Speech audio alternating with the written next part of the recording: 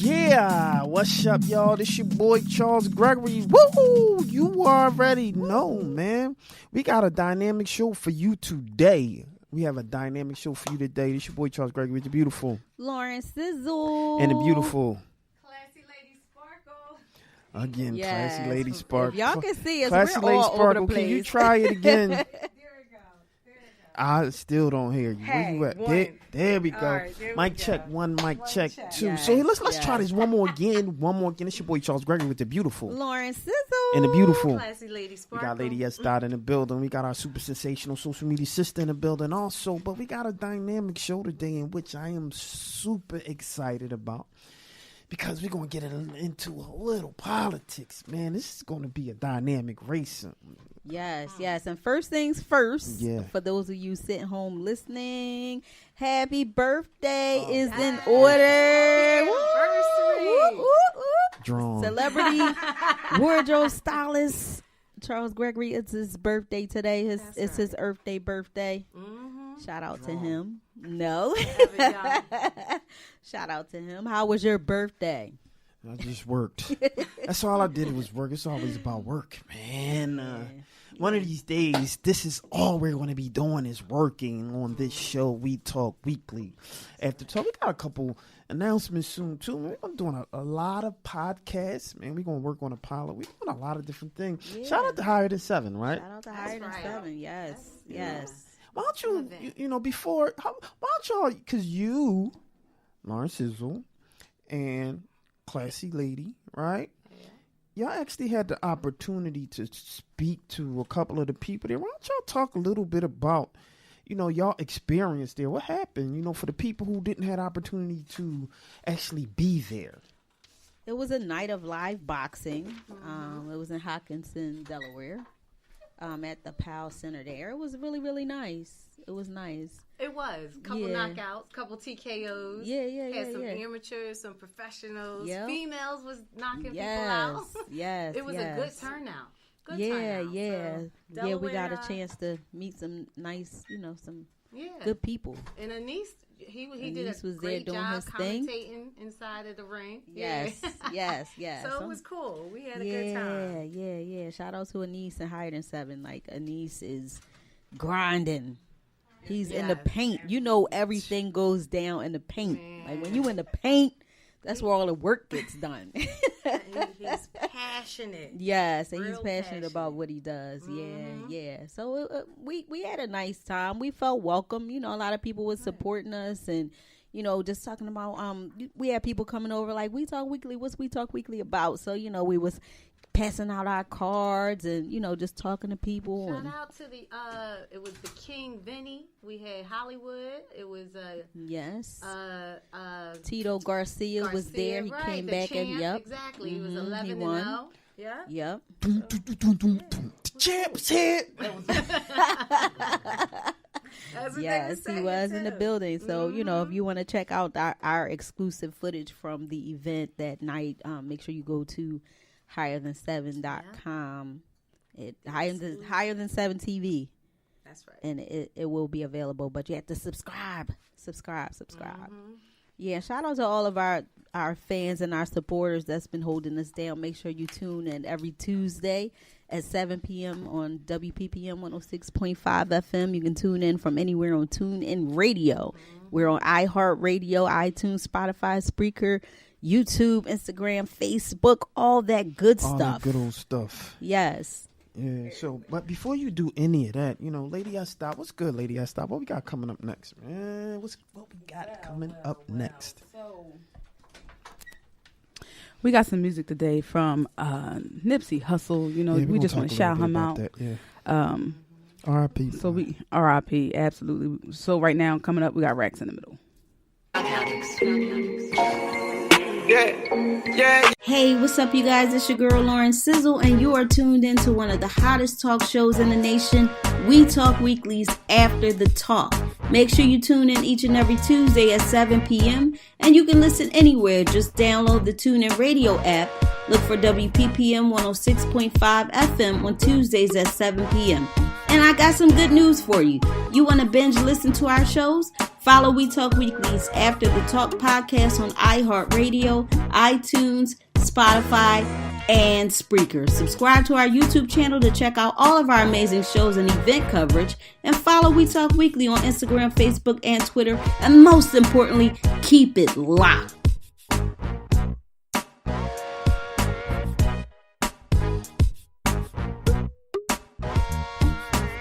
Woo!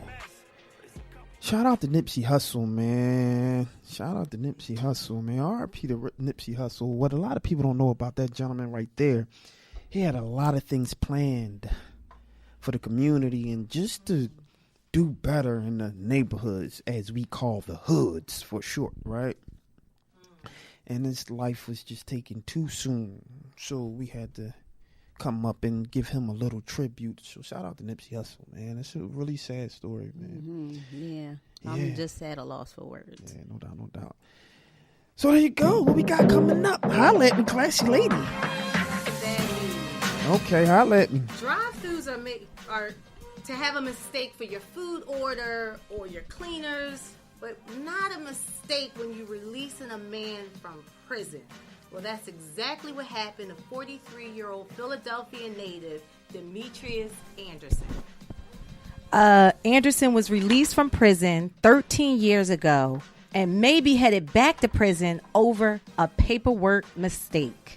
Is that crazy?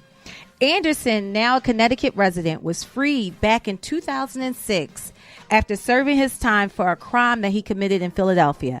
Anderson stated that 8 U.S. Marshals came to his Connecticut apartment, pushed him against the refrigerator, cuffed him in his robe while ransacking his apartment.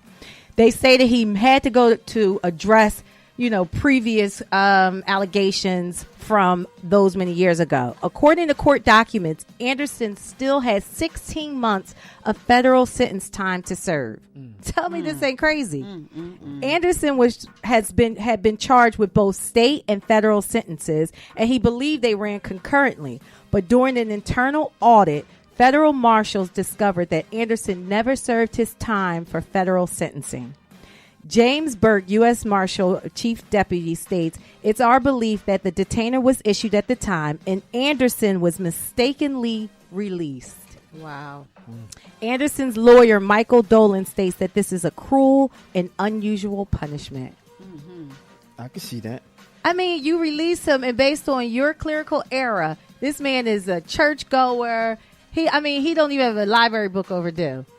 And you get him from those many years ago to tell him he needs to serve 16 additional months. And what's sad is this happens often.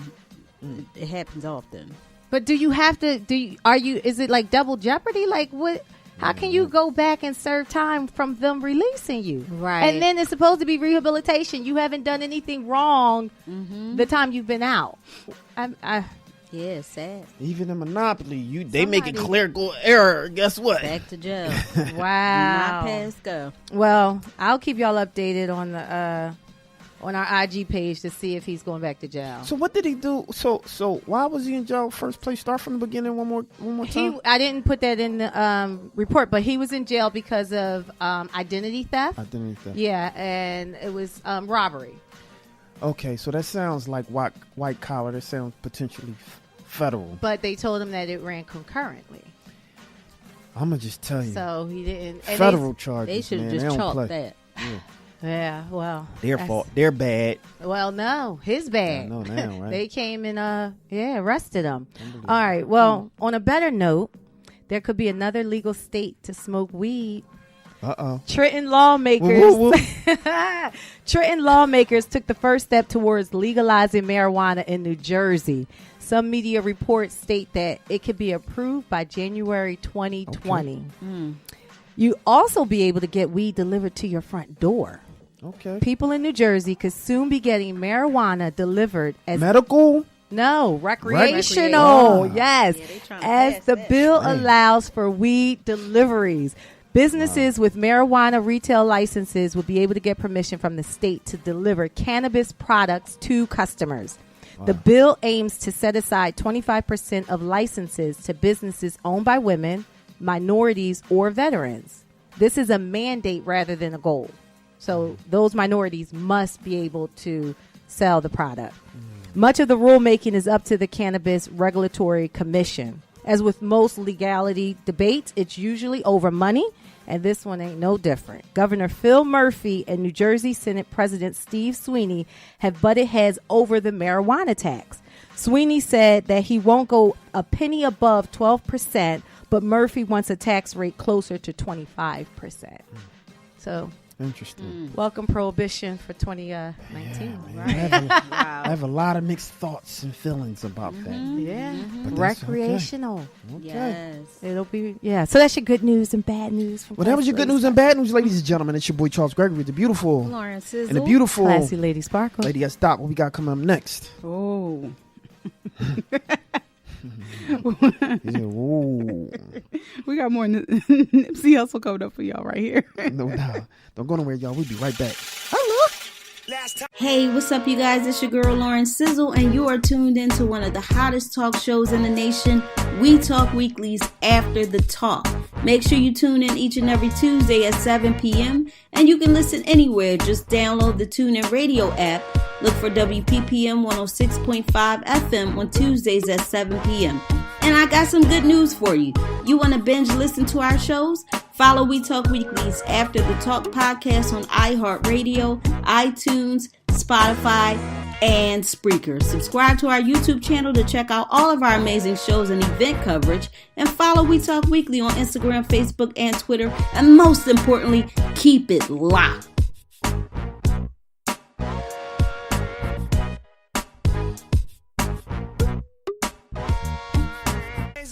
Last time that I checked. Woo! Okay. Ladies and gentlemen, you know we keep it a bean here, right? I gotta shout out Lauren Sizzle for doing a clean edit on this version.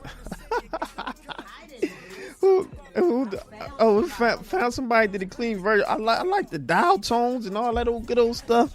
Yo, shout out to the people who looking out for the people like us that need some clean versions, man. That's funny. I love that. Yo, this your boy Charles Gregory, the beautiful.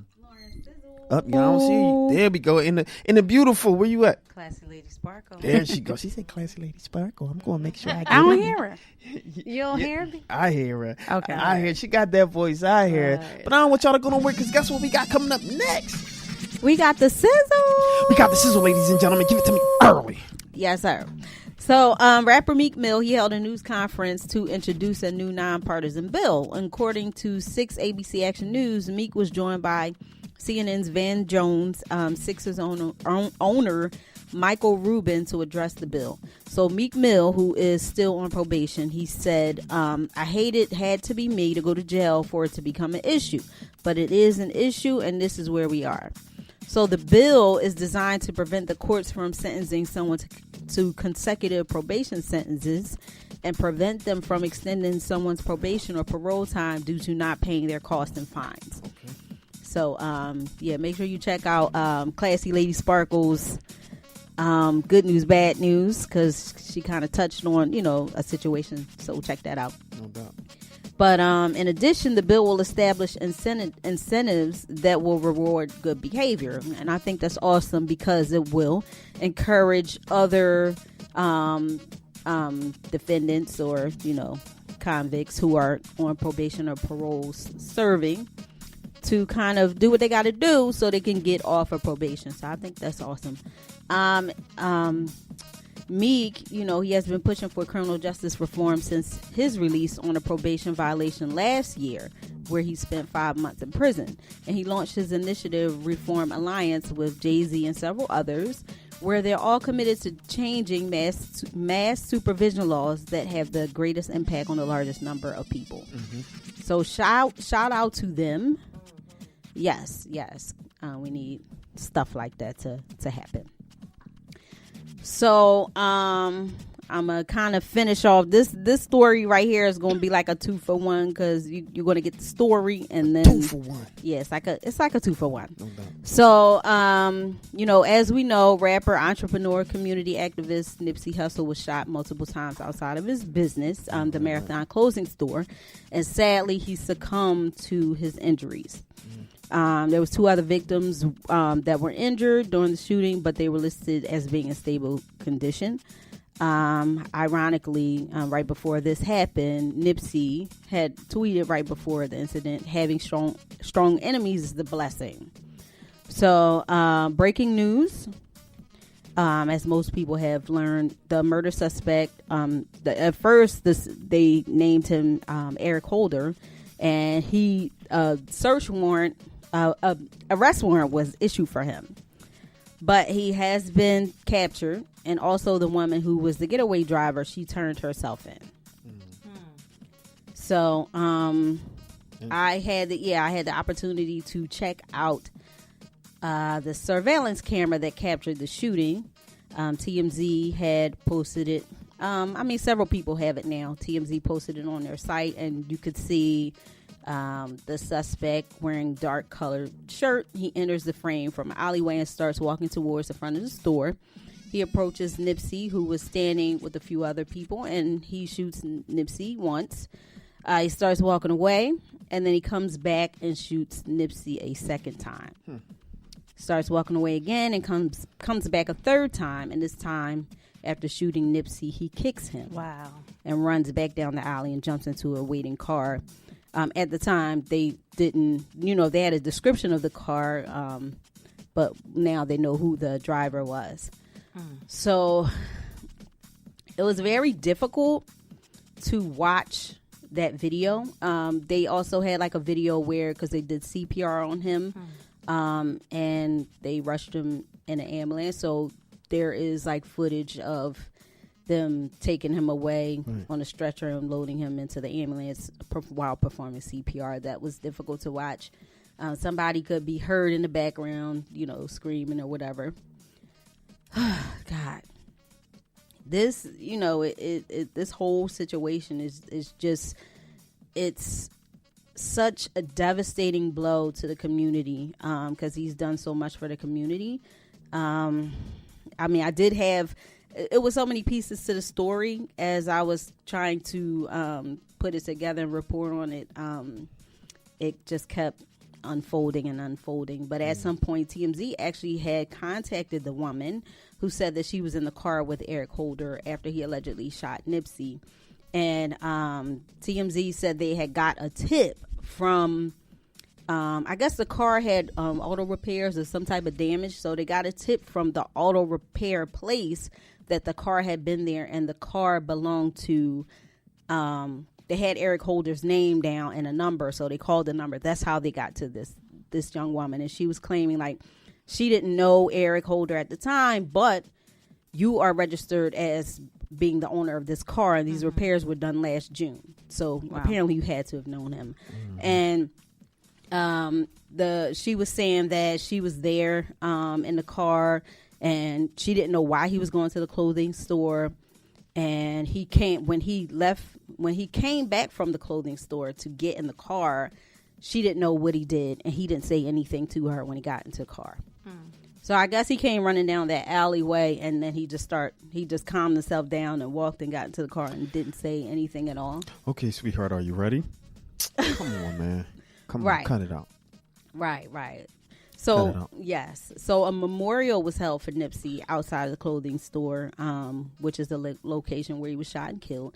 And thousands of people showed up, and all of a sudden there was a loud bang, and it sounded like gunshots. So people went running, and dozens of people were injured during the stampede.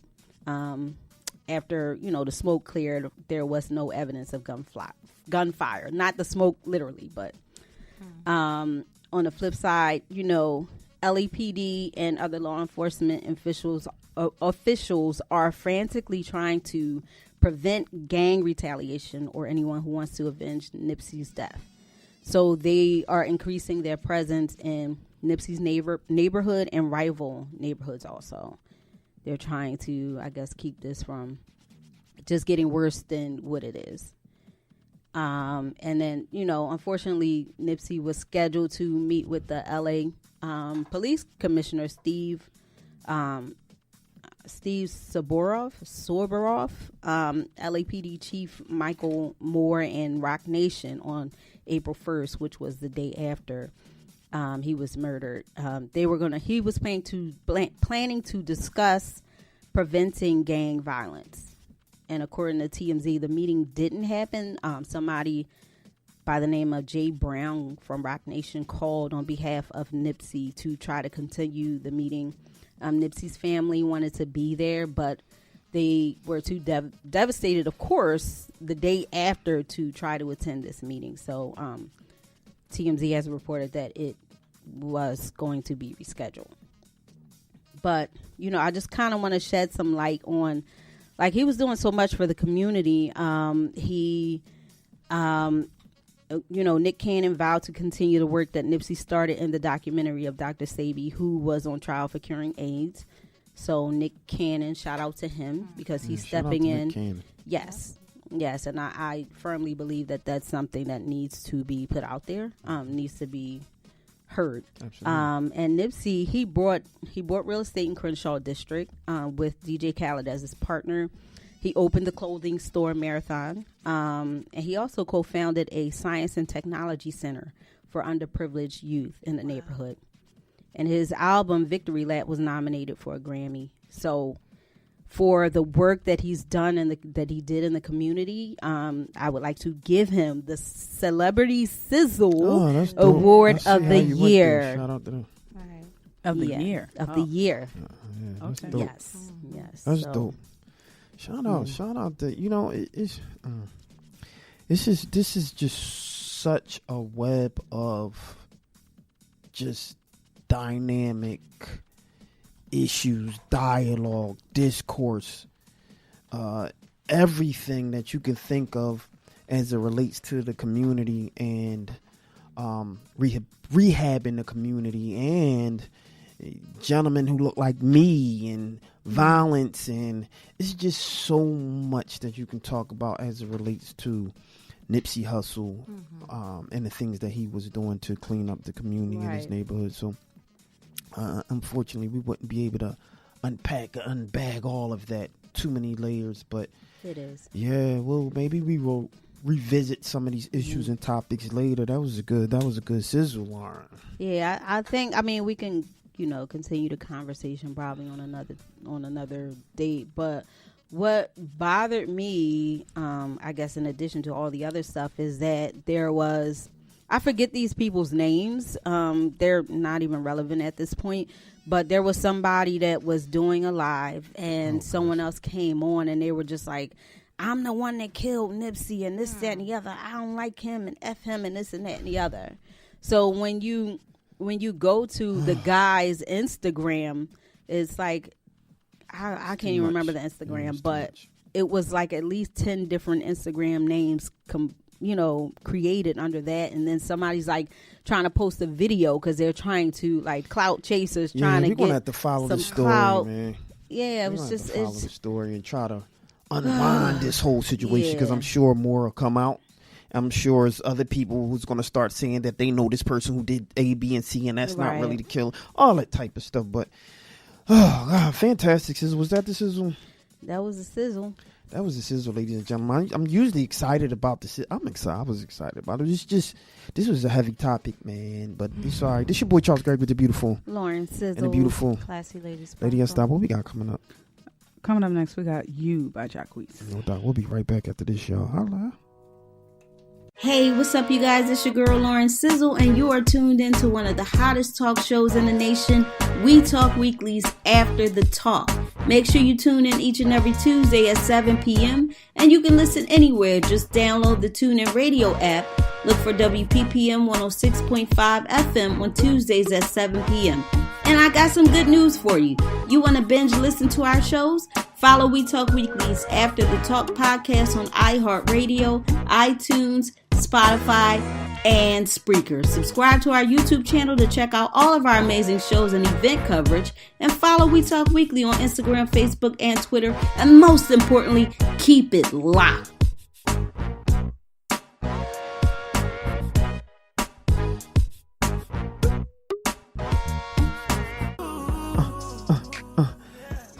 What's up, y'all? This your boy Charles Gregg with the beautiful Lauren Sizzle and the beautiful Classy Lady Sparkle. Classy Lady Sparkle's in the building. Lady Estada is in the building. And our super sensational social media sisters definitely in the building. This is WPPMLP 106.5 FM. And this is your boy Charles Gregory. We talk weeklies after the talk. And we have a dynamic interview today. Someone with whom you know what? I have a tremendous amount of respect for this sister because she got an interesting story about her dad and, you know, kind of the path that her dad laid that she seemed to kind of take the baton and start to run with it, you know. But before I go into this young lady and really dig into the depths and start peeling back the layers and put her on a spot, Lauren says, who do we have today? Okay. So we have Jamie Gauthier. She is a Democratic candidate for City Council for the 3rd Councilman District. Her story is rooted in the 3rd District. Jamie grew up on the 1100 block of South Divinity Street in King Sesson and is currently raising her 2 sons in West Philly. Shout out to West Philly. Mm-hmm. After graduating from Central High School, she received her undergraduate degree in accounting from Temple University and her master's in urban planning from the University of Pennsylvania. As a mom and as one of the few Black female urban planning students at Penn, Jamie knew that to succeed, being just as good wouldn't cut it. She had to be better. So while others talked, she dedicated her career fighting for fairness, equality, and justice. To increase opportunities for women women too often pushed aside, Jamie founded Mommy Grads, a program dedicated to helping single moms handle the struggles of raising children while attending college. To help our neighborhood, she served at Philadelphia Local Initiative Support Corporation, LISC, where she helped direct funding to affordable housing, job programs, and the revitalization of neighborhood business districts. Jamie also served as the executive director of the Sustainable Business Network of Greater Philadelphia, where she helped local businesses become more environmentally stable.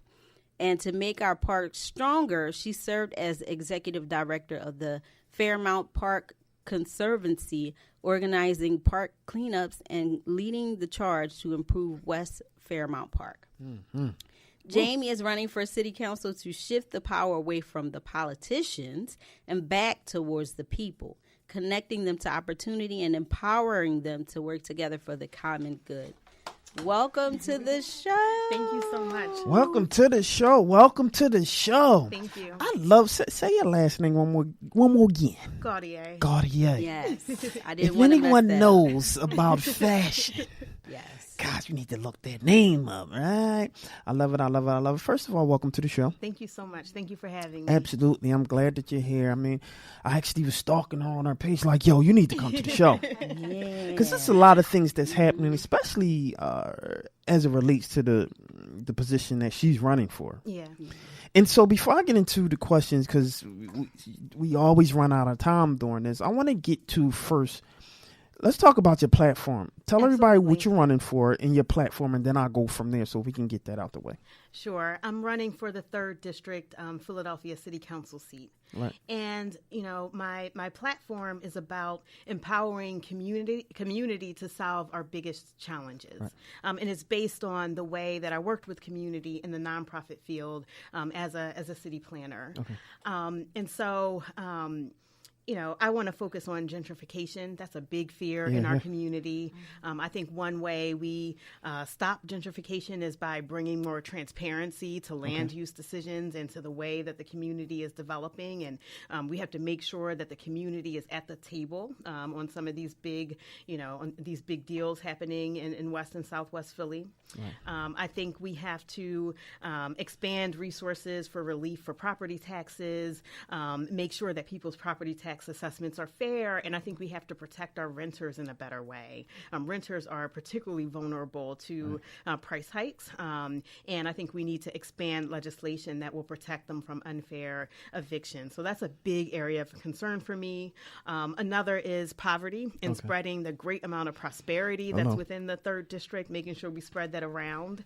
So for instance, we have a 33% poverty rate in the 3rd District. It's higher than many other areas of the city. But at the same time, we're one of the biggest job centers in the whole city, right? Penn is the biggest private employer in the state. And so we have the jobs within our district. We just have to do a better job of training people and connecting them to work. So I'm interested in expanding those type of programs.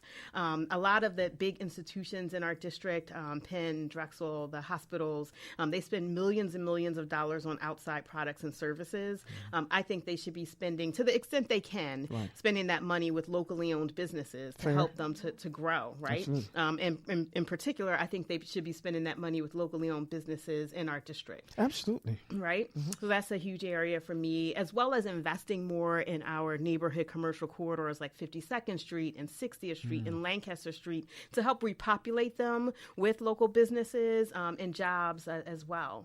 Another area for me is education. I think we have to do a much better job at investing in our neighborhood public schools. One way I think we do that is by ending the 10-year tax abatement, which is giving tax breaks to developers and taking property taxes out of our schools. So I think it's time to bring that program to an end and put our property taxes back in our schools. Additionally, in the 3rd District, we have Penn, we have Drexel, we have U Sciences. I feel like those institutions need to be investing in every public school in the district. I remember a time, in the district where parents were literally camping outside of Penn Alexander, which is the Penn assisted school. Every child in our district deserves the type of education they can get at Penn Alexander, and I think the big institutions owe it to the community to pay into those schools and to wrap their arms around them, especially if they're not paying taxes. Right? Fantastic. Yeah. So I want to. Sorry to. That's good because you pulled out a lot of. No, that's all right. You Yeah. pulled out a lot of things that I will touch on. You talked about the tax abatement. Yeah. You talked about schools. Let's jump in a couple of those things. Sure. So you talked about Penn Alexandria. What's your thoughts on charters then versus public school? I think we have to stop the expansion of charters so that we can focus on improving our neighborhood public schools. I think the growth and expansion of the charter school movement has taken resources away from our public schools and have left them in pretty bad shape. And we've seen a lot of our public schools, our neighborhood schools close. We need to make sure that everyone in a community has a great high quality neighborhood school right within, right where they live. And to do that, I think we have to stop the expansion of charters, actually. Okay, fair enough. Now, you mentioned the tax abatement. I want you to just talk a little bit about the tax abatement, gentrification, right, Sure. and how that affects gentrification, but also I want you to throw in there because it's a big debate on the sugar tax right now. Yeah. So what's your position on that as it relates to the community at large and how it affects them, and what would you do to fix that? Sure. So first on the abatement. Right. So I'm born and raised in Philadelphia. I remember, when there was a time when not many things were getting developed, not many people were moving here, and it was kind of a dark time. And so I do understand why the program was started, right? But I think now we're in this time where we see cranes all over the place, right? And we see people coming here for the first time in decades. And so I don't think that we need a program like the 10-year tax abatement to continue with that activity. And in fact, we've seen that that's actually spurring like gentrification and rising prices within our neighborhoods. So, now it's time to focus on bringing down our alarmingly high poverty rate and ensuring that we have equity. So that's my position on that. Okay. As it relates to the soda tax. Right. So I have been an advocate for the soda tax, not because I think because I like the idea of a soda tax in and of itself, but because I think the items funded by the soda tax are incredibly important for our neighborhoods. Universal pre-K, renovating our parks and recreation centers and libraries and putting more money into that than we have in decades, and the community school model. Those things are important for our neighborhoods. And, in my opinion, the mayor put the soda tax forward as a way for the city to fund those things in a way that was under his control, right? Okay. We can't count on the state to put money into the schools. They've already shown themselves that they're not going to do that. And so I agree with our city kind of taking the step to develop that funding source themselves for these critical needs. So I just want to push back just a little bit. Sure. So what do you say to, because you mentioned the community and people within the community, and you come from West Philadelphia, Southwest, right? Yeah. So when we talk about like corner stores, right, and where most of the sugar tax or the soda tax affects certain people, we're the only ones that's in the hoods, so to speak, that's going to these corner stores that's trying to purchase food that we can't necessarily afford from food deserts and all this type of things. We go to the corner, buy some soda. It affects us the most, right? Yeah. We can't confirm that the tax directly helps or it contributes to the issues that they're trying to push it to, especially when you're hearing that people are not even going to the corners anymore. They're trying to go out of the city because it's cheaper to purchase sodas and the juices there to bring it back. So it's not even really helping the cause in which they tried to create and started from. So what's your take on that? I think there is going to be some drop off, Okay. right? So some people are going to choose not to buy those items. Okay. Some people, especially on the outskirts of the suburbs, are going to choose to go to other areas to get their soda. I believe in speaking with the administration that they accounted for some of that, right? Okay. They knew some of that was going to happen.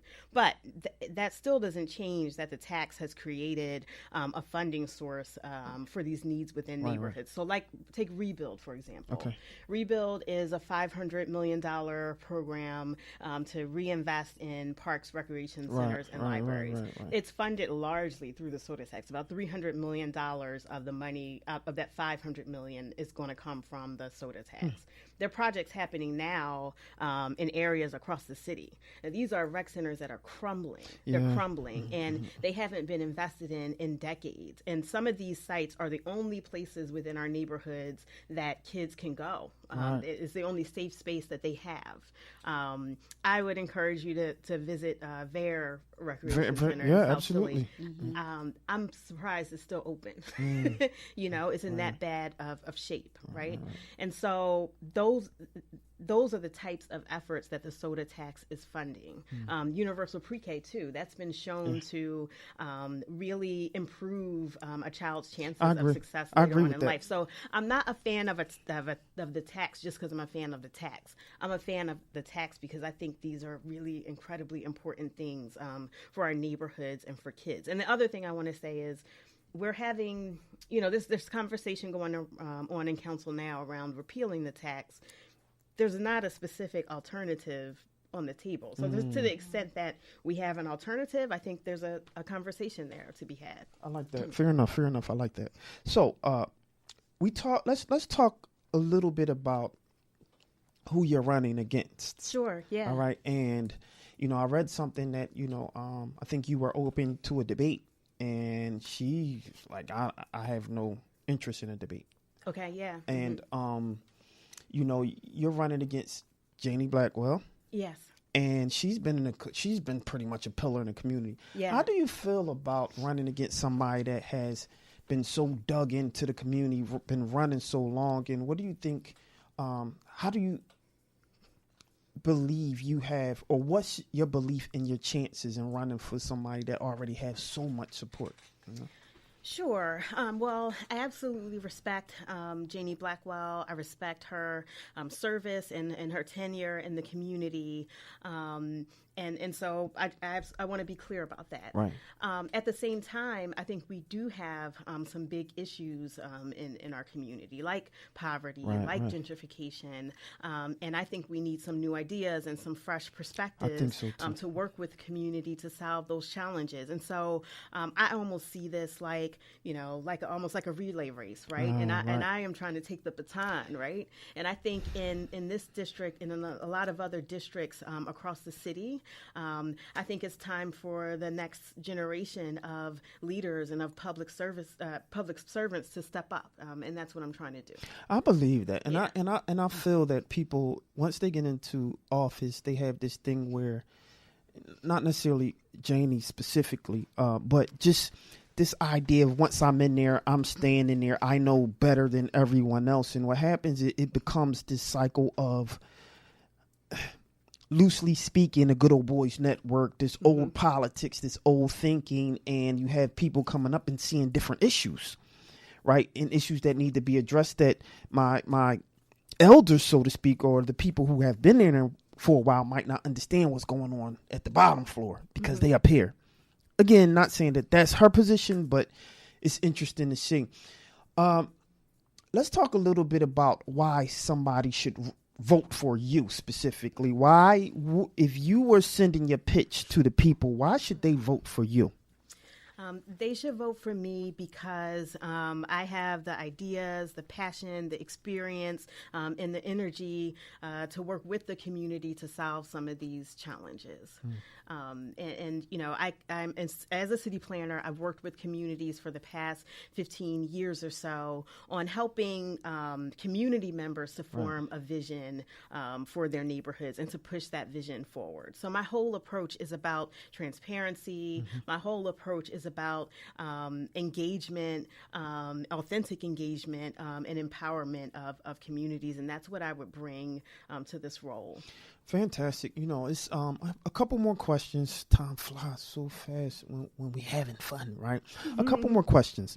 Now, you, I know you have heard the backlash from what has been happening as it relates to Janie's campaign and some of the people who have been protesting against some of the things she stands on. How do you feel about someone that's so potentially highly contested now?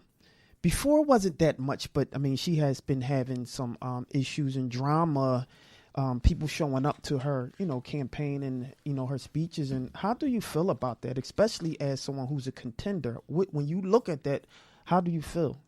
I think it means that people want change and they want a new way of doing things. So the specific issue that that's being protested is councilmanic prerogative, and that's being protested as a practice, not just in the 3rd District, but across the city. And what people are objecting to is the singular amount of power that district council members have over land use and land development decisions. And people are kind of, all over the city, the media has reported on these land deals, for instance, parcels of land being sold under market to contributors of council people, or developments being stopped because a council person wants a certain contributor to have a role in that development, right? That's what people are objecting to. And so a part of my platform is actually about ending councilmanic prerogative and bringing a much greater level of transparency to how the community develops, right? If there's a parcel of land that's up for sale, I think the community should know who is interested, what their proposal is. I think the community should be at the table around what proposal is selected. And I think that, and the community should know that as a council, your council member is making a decision about development based on the best interests of the community and not based on a campaign contribution. And so the challenge we're seeing to this practice, I think, is emblematic of the fact that people want council to operate in a different way, and they want change. What do you think the biggest issue is as it relates to city council? What do you think people, the community looks, believe when they're looking at council? What do you think their biggest issue is with city council? I think people want a greater level of transparency. Right. They want to be sure that our city council members are making decisions in the best interest of the most amount of people in the community, right?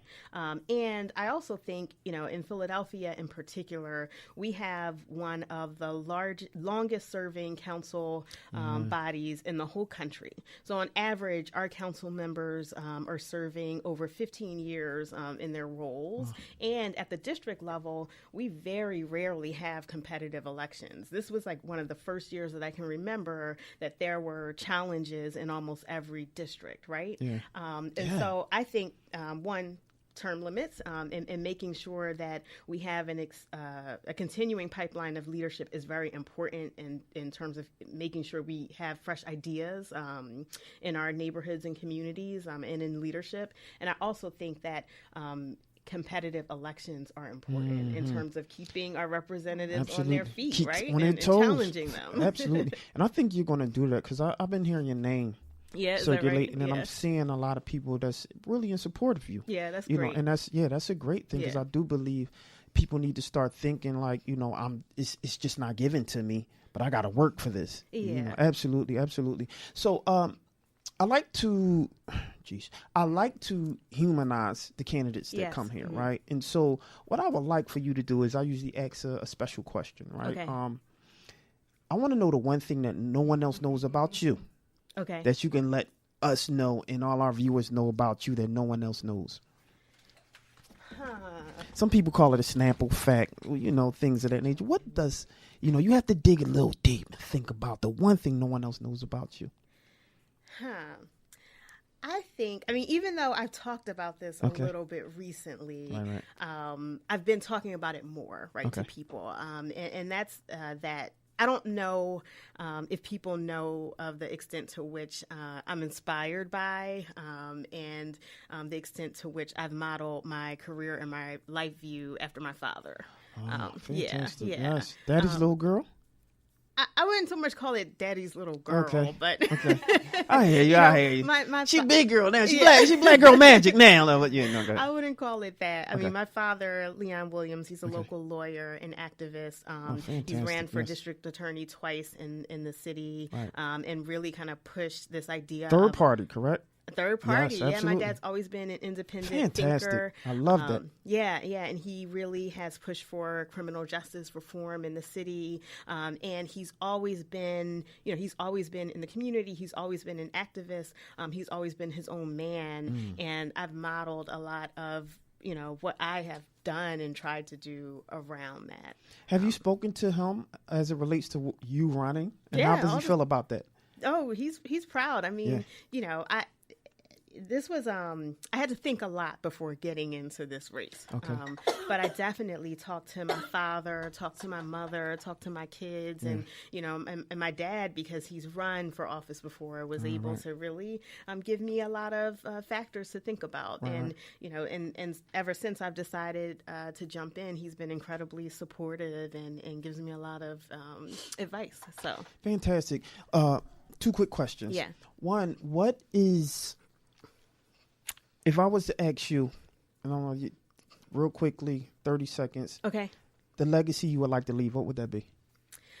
The legacy I would like to leave is to work with residents in the 3rd District to solve some of our biggest challenges and to be the best public servant that I can be, and to make a huge impact through that as the next council member for the district. Wow. And you definitely had the credentials to support all of which you're talking about and what you're running on.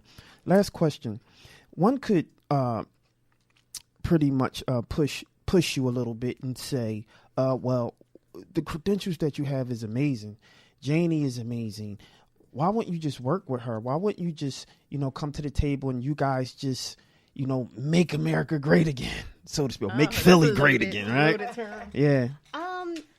Actually, I would push back on that, right? Okay. And that's not the first time that's been said to me. It's been I've been asked that question a number of times. And I'm sure people would variations say of that question, Yeah, like why don't I absolutely. just wait or something of that nature?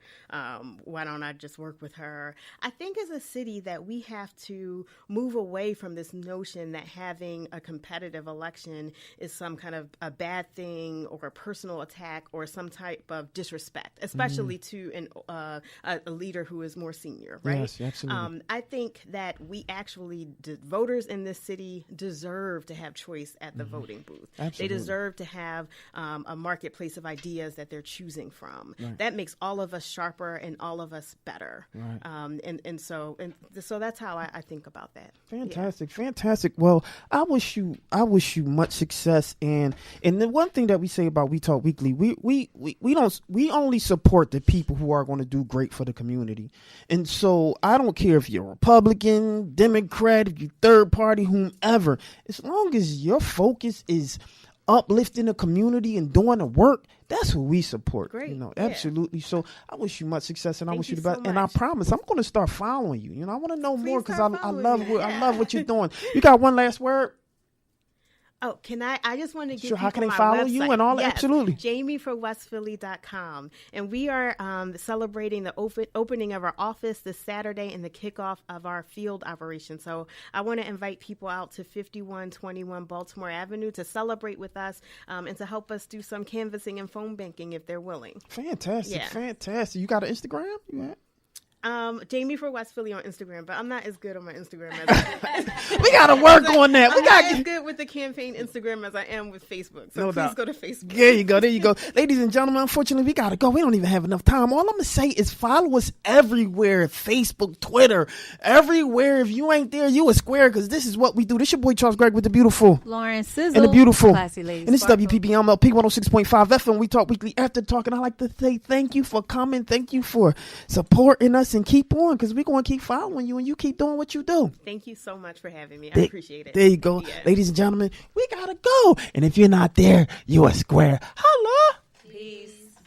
Hey, what's up, you guys? It's your girl, Lauren Sizzle, and you are tuned in to one of the hottest talk shows in the nation, We Talk Weekly's After the Talk. Make sure you tune in each and every Tuesday at 7 p.m., and you can listen anywhere. Just download the TuneIn Radio app. Look for WPPM 106.5 FM on Tuesdays at 7 p.m. And I got some good news for you. You want to binge listen to our shows? Follow We Talk Weekly's After the Talk podcast on iHeartRadio, iTunes, Spotify, and Spreaker. Subscribe to our YouTube channel to check out all of our amazing shows and event coverage. And follow We Talk Weekly on Instagram, Facebook, and Twitter. And most importantly, keep it locked.